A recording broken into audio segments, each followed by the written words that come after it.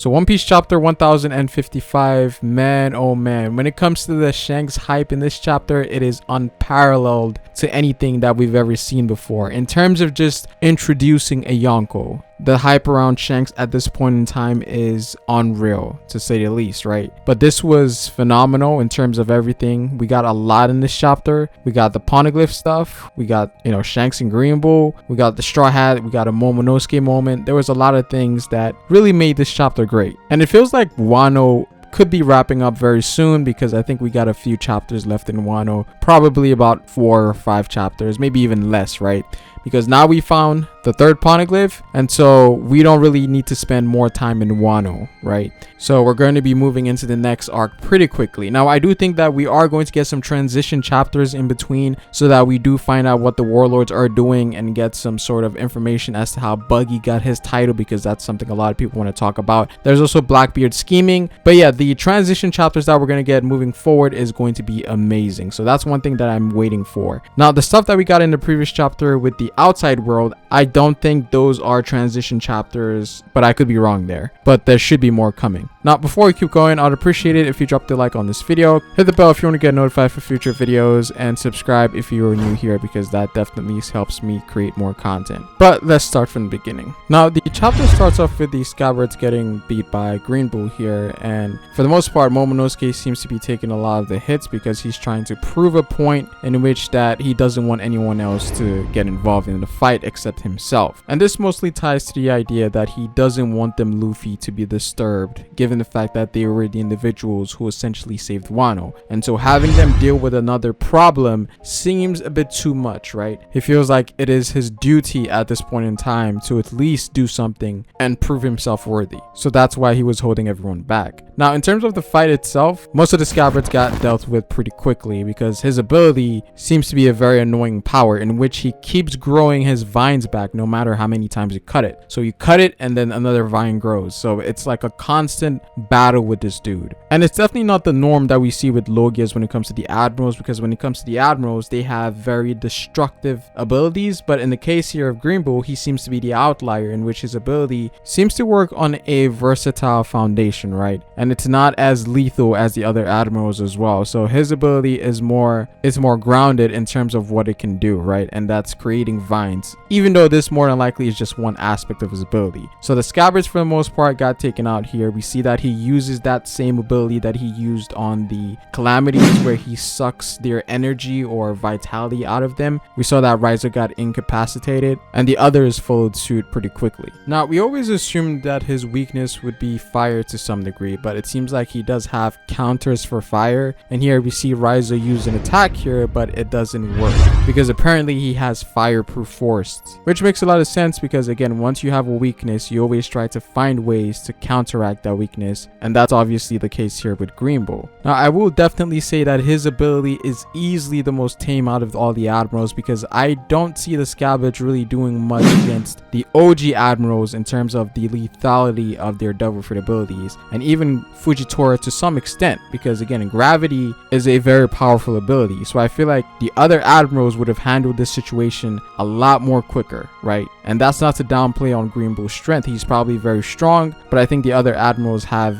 better offensive power than this. But then again, we haven't really seen the full power of Green Bull, so we can't really know for sure. But again, this is just looking at things at a base standpoint, right? Now Yamato didn't really get herself involved in the battle here, so again, we didn't really see much from her, and that's why the battle didn't really escalate to a much greater potential, if that makes sense. Now Green Bull does mention something very interesting, and he states here that he wouldn't have come to Wano if Kaido was still in charge. And this is due to the fact that he would not only have to deal with Kaido, but he would have to deal with Kaido's crew as well, right? And the forces of Wano combined, because Kaido had a lot of things or individuals under him. So it makes sense that he wouldn't have come here if Kaido was still in charge, because again, Kaido had a whole crew behind him, right? We know that Kaido had about 30,000 people plus Wano on his side, so it doesn't make sense for him to come alone. Now if he had a bunch of people or a squad coming with him, that might have been a different case. What's also very interesting about Green Bull, I feel like what he says here is kind of symbolic of what nature is. He regards the beast pirates as nature, so he feels like if he came towards nature alone, he would have no chance. And I think this goes back to the ideology that he was preaching back in the previous chapter. It's very reflective on his devil fruit ability as well, because we know that he's the forest human, right?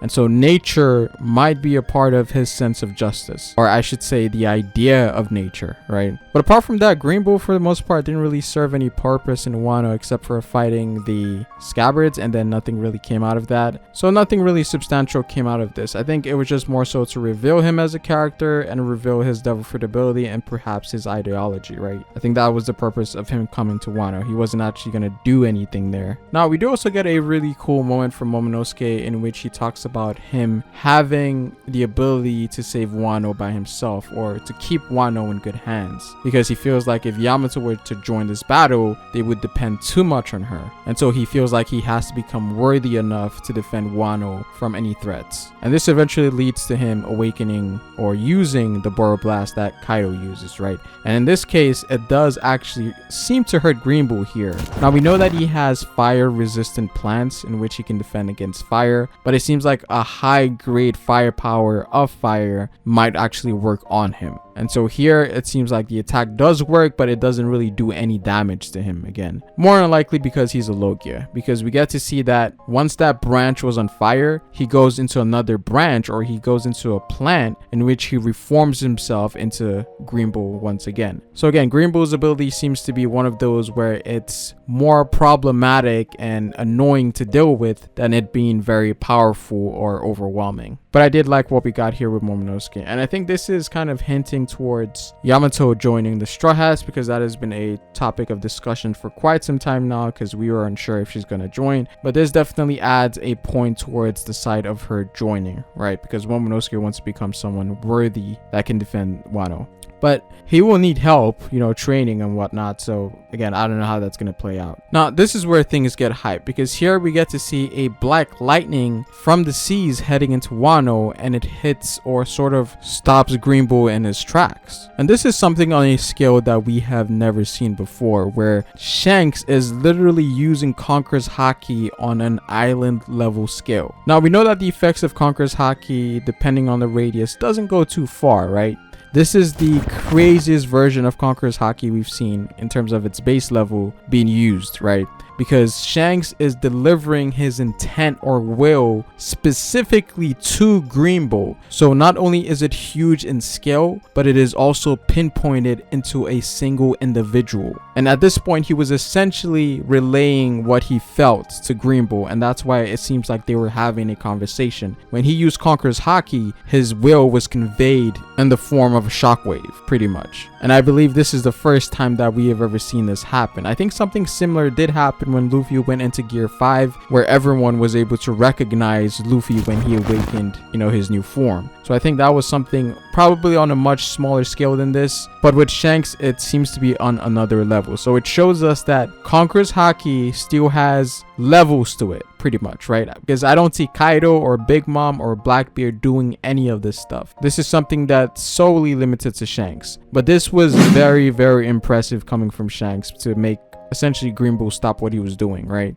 And again, for Green Bull, it makes a lot of sense, because fighting the red hair pirates in a 1v, 30, I don't know, it's not really a good chance. And individually, I think he loses to Shanks anyways. So him getting out of there was a wise decision. But the panel that we got there with Shanks, where he talks about the new age scaring Green Bull, was definitely fire. Like, I've never actually seen Shanks be that angry in a long time, pretty much. And we know that Shanks, for the most part, I think this was revealed in a SBS or in one of the data books, but he gets really, really mad when it comes to certain things. And I think what was happening here was definitely one of those things. So I'm excited to see more of Shanks, but more likely that will come a bit later, because he seems to be leaving Wano. Now, we do also get some lore piece in this chapter, surprisingly, right? It seems like the Shanks thing kind of overshadowed everything else, but we did get some lore piece in this chapter relating to Pluton and Wano. Now we come to find out the location of the third road poneglyph, which turns out to be way under the base in which they found the original poneglyph, right, the blue one. And apparently this passageway underneath Wano leads to a Wano of 800 years ago that was submerged underwater. And this is really interesting because Wano was actually a lot bigger than it originally was, right? Now, as to why it's underwater, we're not sure for certain, but we do know that Wano was closed off because of the world government, right? The people of Wano of ancient times did not want the world government or outsiders to come into Wano, so they created these mountains and erected these walls to not allow anyone in. And Tsukiyaki also points out that since the walls were erected, as a result, the rainwater had no place to escape to, and that's why most of the city was underwater. And Robin also points out something really interesting in which she talks about Wano being preserved really well, because if that was actual seawater, the buildings and the structures will more than likely erode over time. So she's essentially hinting that this isn't seawater and that it could be something else, or this perhaps could be a offset of Pluton's ability. We're not entirely sure yet. But what was also mentioned here is that Pluton is sleeping at the base of this ancient Wano, and because the entire place is filled with water, no one has actually gotten to see it yet. But in order to activate or retrieve Pluton, that would require the removal of the walls that surrounds Wano. So opening up the borders of Wano literally means setting the ancient weapon Pluton out into the world. So they would essentially lose their defenses against outside nations, but they would also gain a power they can use to defend the nation. And this is what Odin wanted. He wanted the borders of Wano to be opened before Joy Boy arrives. So there is a lot going on here, and we do know that Momonosuke at this point in time does not want to open the borders for a specific reason. We're not sure why, but there should be something important there. Now my question is, how did they actually erect the walls, or was it something that they actually built? Because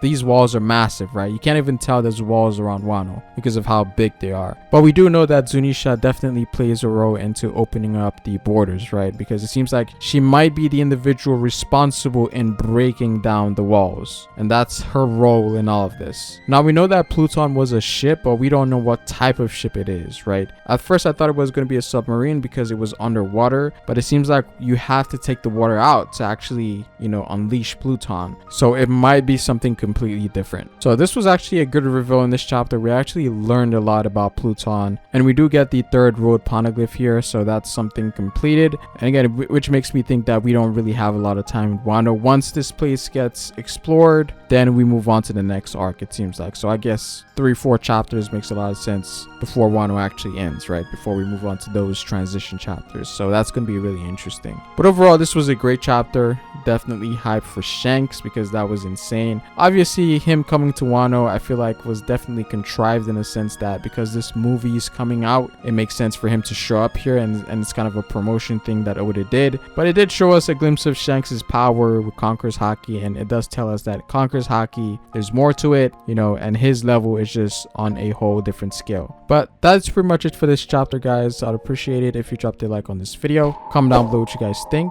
Subscribe to the channel if you're new here, and hit the bell if you want to get notified for future content. You can follow me on Twitter at Ferrospace, and I do have members if you guys do want to become a member of this channel. I have activated members on my channel, and there are some rewards you can get from there, so definitely check it out if you want to support your boy. But again, it is Pharaoh Boys, and I will see you folks later. Peace.